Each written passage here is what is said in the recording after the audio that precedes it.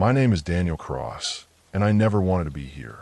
If life hadn't cornered me the way it did, I would have never left the city. But after losing my job and watching the bills pile higher and higher, I had no choice.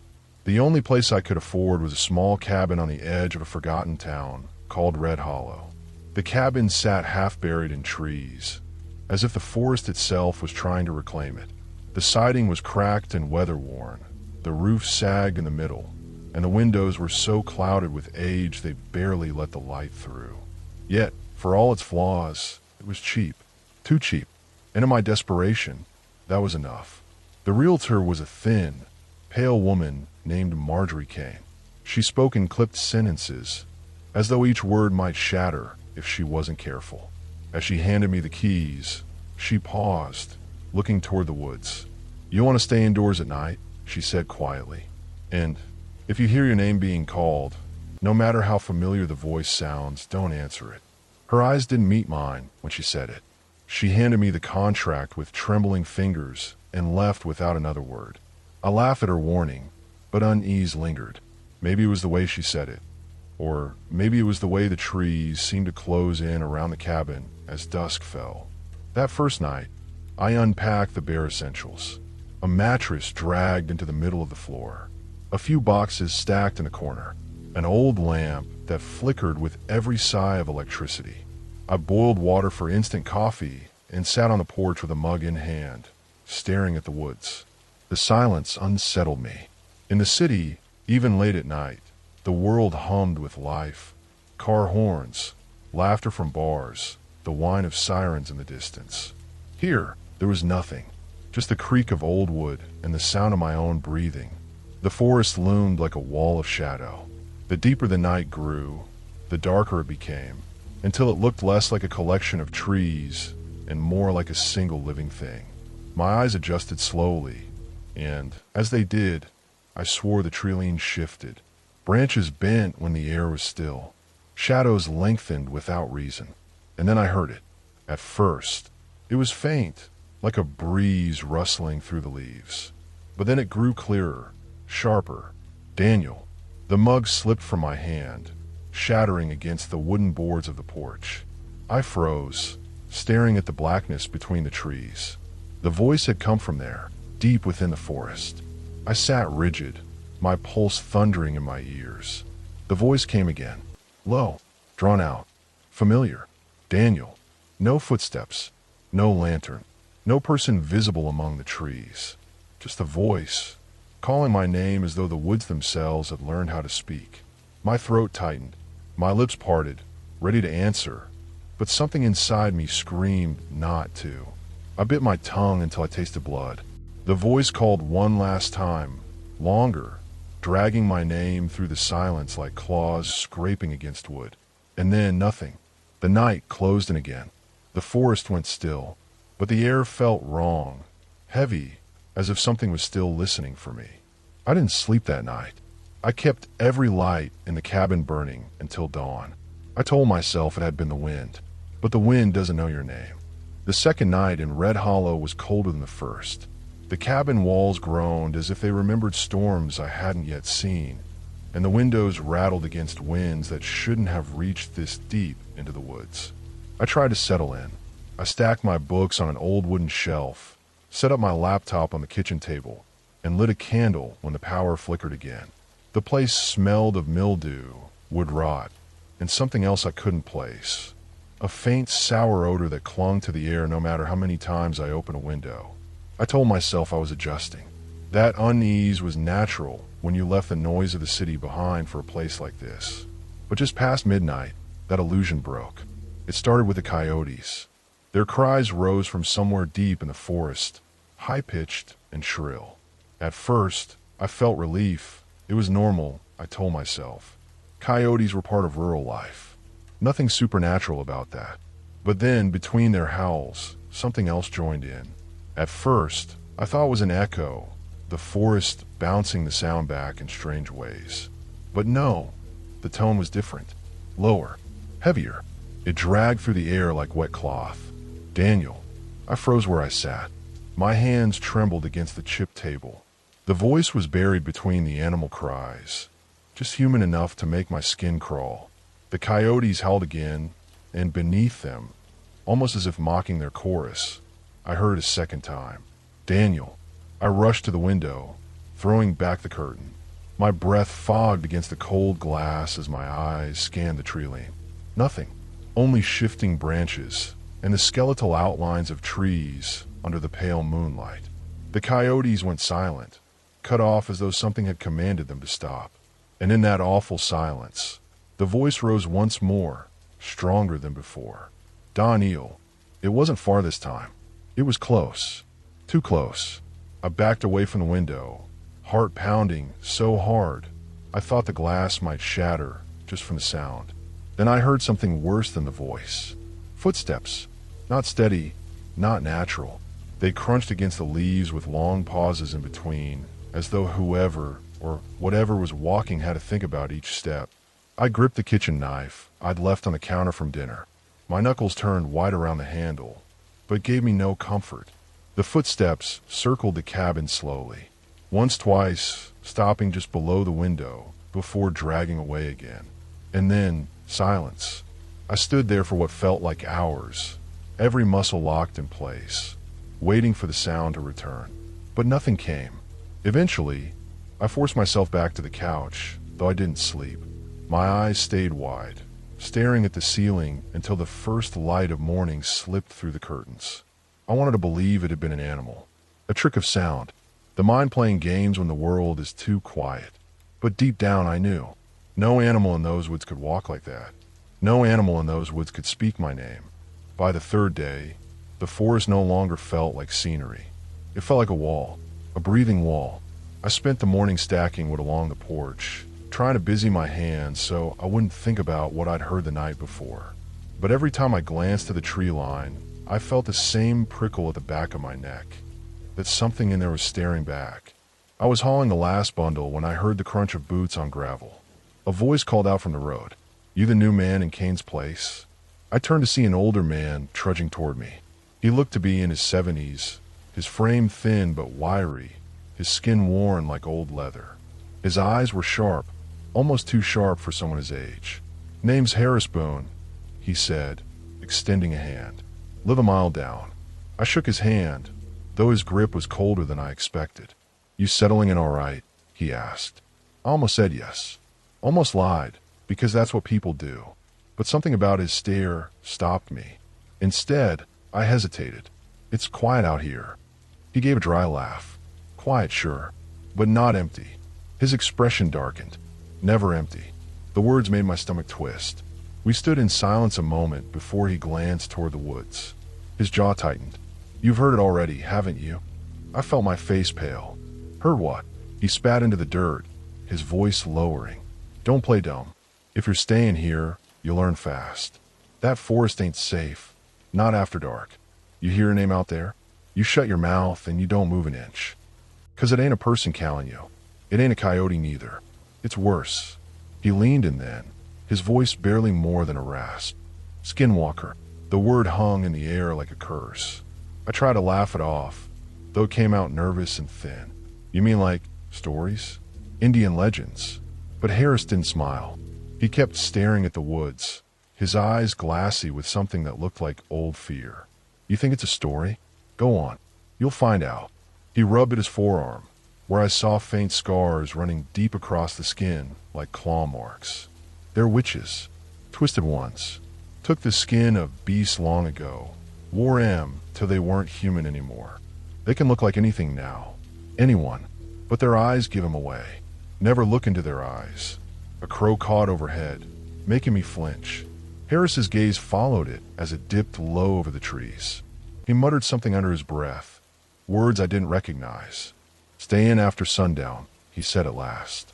"Don't trust what you hear. And for God's sake, if something comes knocking, don't open that door." With that, he turned and walked back down the dirt road, leaving me standing on the porch, my skin cold despite the sun overhead. I wanted to believe he was just an old man, haunted by old stories. But the look in his eyes, that wasn't superstition. That was survival. And the claw scars on his arm weren't from any coyote. That night, the silence was heavier than before. The crickets had stopped, the owls too. Even the wind seemed to hold its breath. I sat inside the cabin with the lamp turned low, Harris Boone's words rattling in my skull. Never look into their eyes. Don't answer when they call.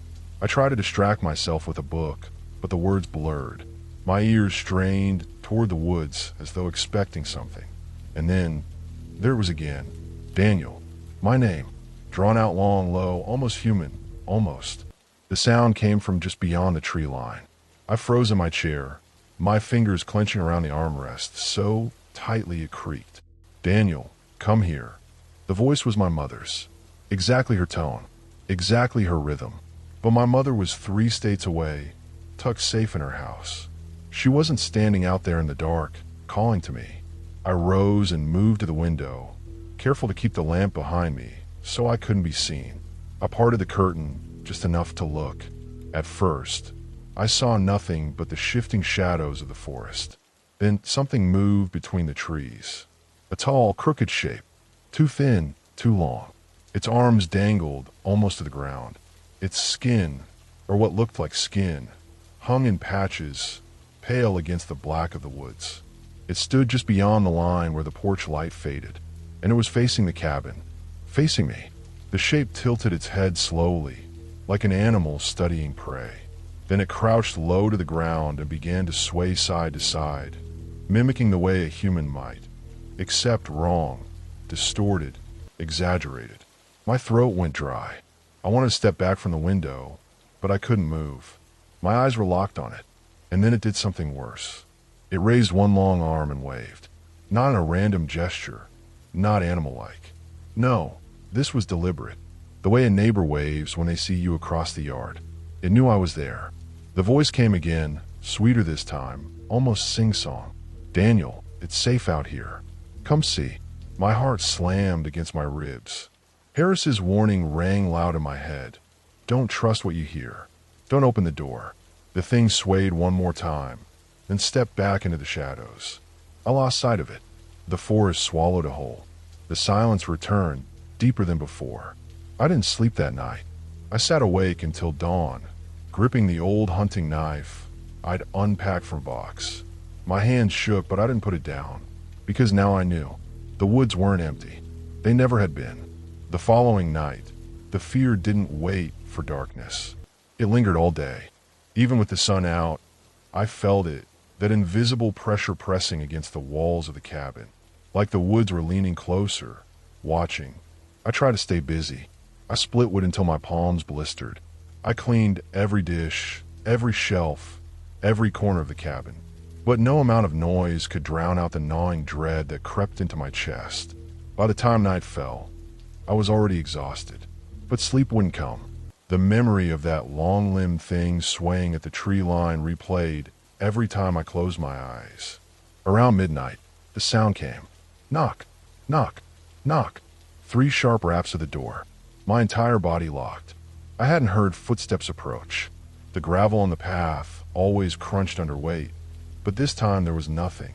Only the knocking, crisp and deliberate. I sat in the dark, clutching the hunting knife, barely breathing. Then a voice followed. Daniel, it's me, Harris. Open up. The old neighbor. His voice was shaky, hurried. Something's out here. Let me in, boy, before it gets me.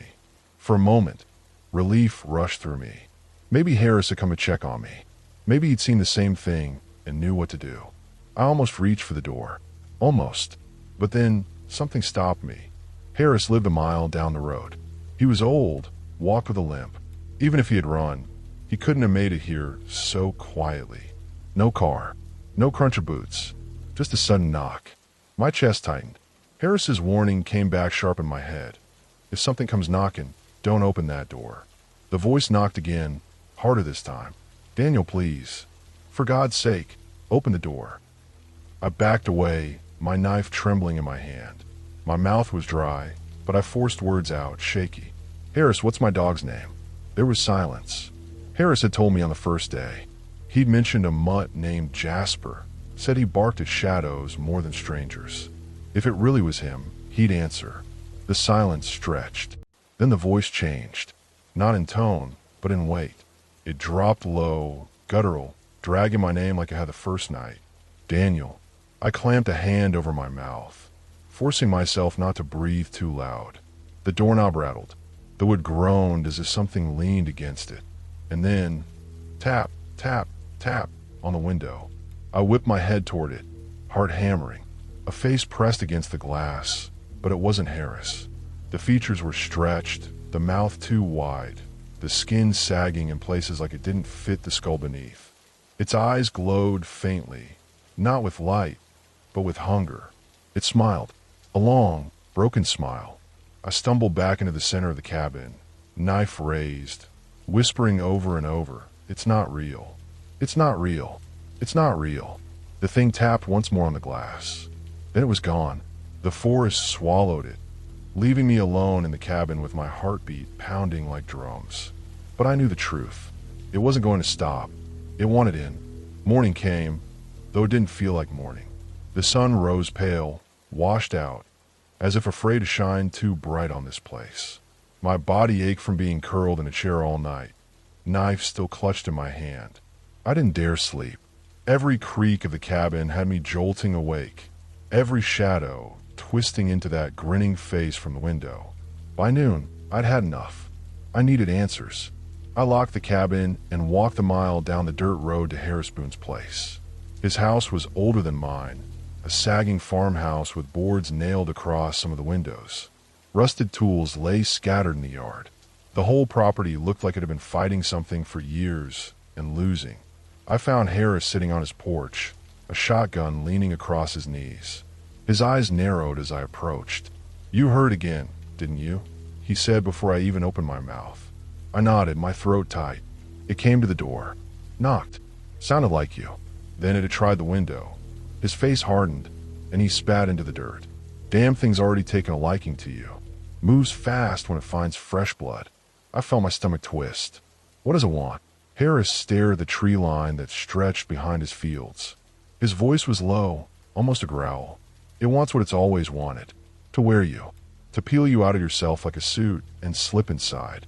That's what they do. They steal the skin, the face, the voice. Walk around like they're you, until no one can tell the difference."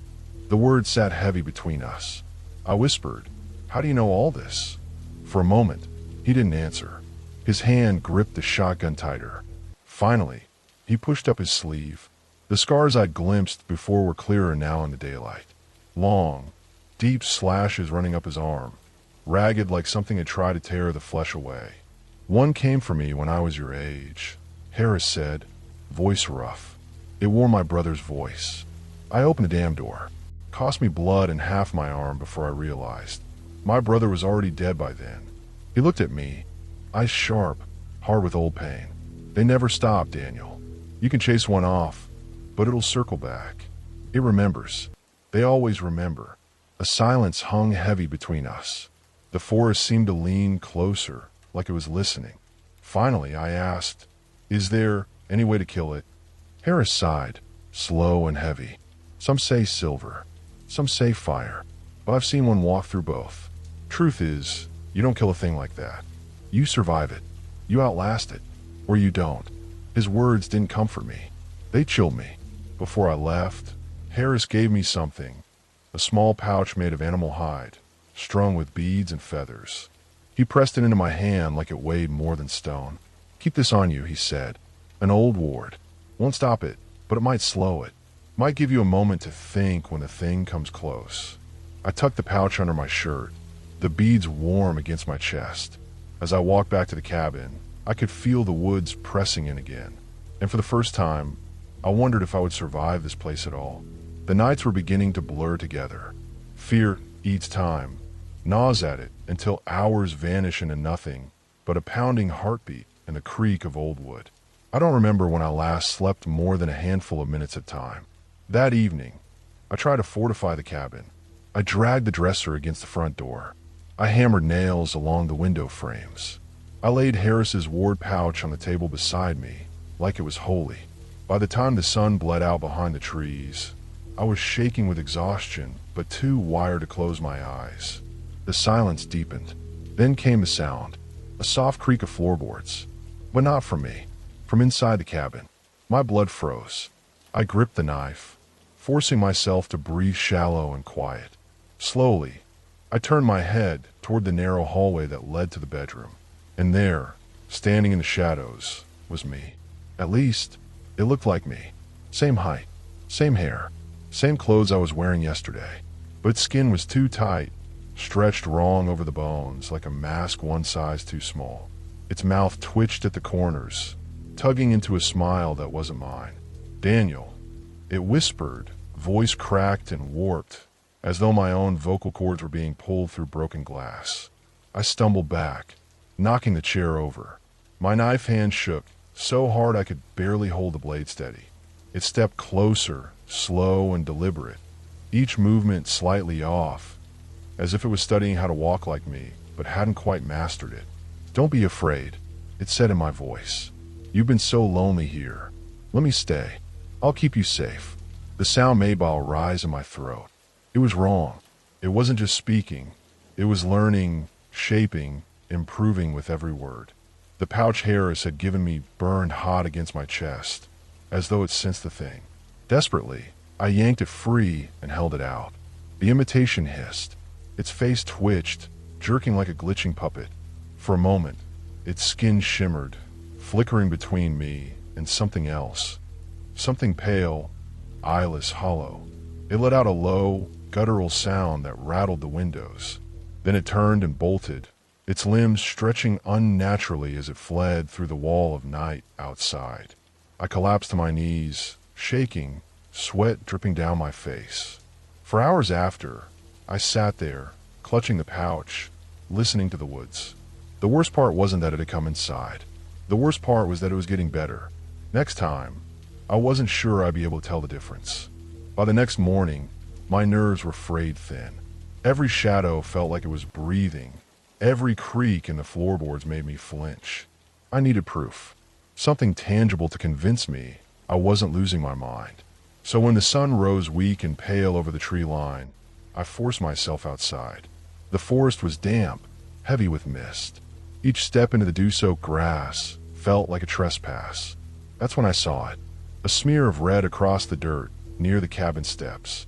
Thin at first, almost like paint, then thicker, dark, congealed. My stomach lurched. Blood. I followed it, heart pounding. The trail snaked toward the trees, disappearing into the shadows. Against every shred of reason screaming in my head, I pushed forward. The deeper I went, the stranger it became. The trail split, diverged into multiple thin lines, each leading in a different direction, as if something, or many somethings, had dragged themselves through the woods. Then I found the carcass. A deer, or what was left of it, sprawled across the clearing. Its skin had been peeled back, not torn by teeth or claws, but stripped with precision, like a hunter skinning game. Except the hide wasn't gone. It was draped over a branch, stretched thin like leather drying in the sun. My stomach heaved, and I turned away while burning my throat. That's when I heard it. A branch snapped behind me. I spun, knife raised, heart hammering. The forest was still, too still.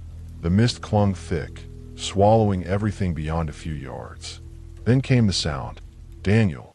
But this time, it wasn't a whisper. It was close, right behind me. I swung the knife wildly, slicing nothing but air. My breath came ragged, frantic, and then I saw them. Footprints. Fresh. Not animal. Not human either. Too long. Too narrow, with claw-like impressions of the toes. They were pressed into the blood-stained earth, circling me. I backed away, clutching Harris's pouch against my chest.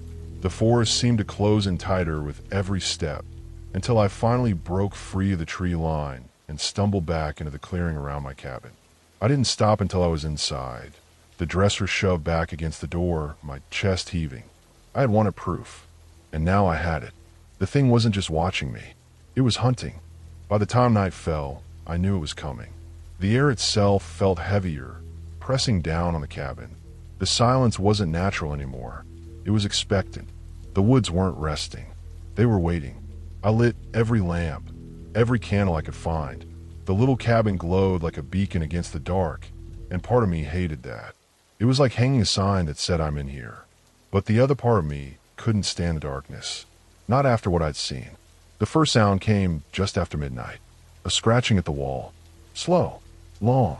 Like claws dragging against the wood. I gripped the shotgun Harris had loaned me earlier that day. My palms were slick, my breath shallow. I edged toward the sound, praying it was nothing but a branch swaying in the wind. But there was no wind. Then, thud. Something slammed against the side of the cabin. The whole wall shook. Dust rained from the rafters. I stumbled back, heart pounding, and that's when I heard the voices. Not one, not two, dozens. They whispered my name from every direction. Some were my own voice. Some were my mother's. Some were Harris's. Others were strangers. Men, women, even children. All of them calling, coaxing, demanding. Daniel, let us in. You don't have to be alone anymore. I dropped to my knees, hands pressed against my ears, but it didn't help. The voices weren't just outside. They were inside my skull. The scratching grew louder, spreading along every wall. Claws raked the wood in overlapping frenzies. The windows rattled as something pressed against them from outside. Then came a knock. Bang, bang, bang. The front door shuddered. The dresser I'd shoved against it groaned, inching forward with each hit. I backed away, shotgun raised, my whole body trembling. Through the cracks of the window shutters, I saw movement. Dozens of shapes shifting just beyond the firelight. Too many arms, too many legs, faces flickering in and out of the mist. The pounding grew harder, louder. The door frame splintered. I screamed into the empty cabin. What do you want from me? And the voices, all of them, answered in unison. You. The dresser toppled. The door cracked open, hinges shrieking. I fired the shotgun. The blast lit up the cabin in a burst of fire and smoke. The voices shrieked as one. The shapes scattered back into the trees, retreating into the shadows. The scratching stopped. The pounding ceased. For a moment, silence returned. My ears rang, my chest heaved, and I sank to the floor, clutching the smoking gun. But I knew better. They weren't gone. They were waiting, watching. The siege wasn't over. It had only just begun. The hours that followed felt endless. I sat in the corner of the cabin, the shotgun across my lap, Harris's pouch clutched in my fist, waiting for the next attack. But nothing came. The forest was silent again. Too silent. By the time the first pale light of dawn crept through the cracks in the shutters, I thought maybe, just maybe, I'd survived. Maybe the night had broken them. I pushed the dresser off the door and stepped outside. The world was washed in gray mist, the trees still, the ground damp with dew. And then I saw it. Footprints. Dozens of them, circling the cabin. Some were long and clawed, others oddly human, as though bare feet had pressed into the mud. They weren't random. They made a ring, enclosing the cabin like a ritual. I turned slowly, following the trail. My chest tightened. Every path led back into the woods, back where they were waiting. That's when I heard the voice again. Daniel. But this time, it wasn't outside. It came from behind me, inside the cabin. I spun, shotgun raised. My stomach dropped. There, sitting calmly in the chair I'd been in last night, was me. Perfectly me. No tight skin, no twitching smile. Just me. It looked up at me with tired eyes and said in my own voice, "You didn't survive the night." The gun shook in my hands. "What are you?" I demanded. It smiled, soft and almost kind. "I'm you now. You're the shadow." The world seemed to tilt. My head spun. I stumbled backward onto the porch, clutching my skull. The air felt thick, syrupy wrong. When I looked up again, the cabin windows reflected my face back at me. Only it wasn't mine. The skin was loose, the mouth too wide, the eyes too dark. And in that reflection, I realized the truth. Somewhere in the long night, I had been taken. Maybe when the door cracked. Maybe when the voices filled my head. Maybe when the imitation inside the cabin fled. It hadn't fled. It had swapped. I wasn't the survivor. I was the husk. The last thing I remember was the forest opening its arms, shadows closing around me, pulling me back into the dark. When the sun rose higher, the cabin looked quiet again. Ordinary.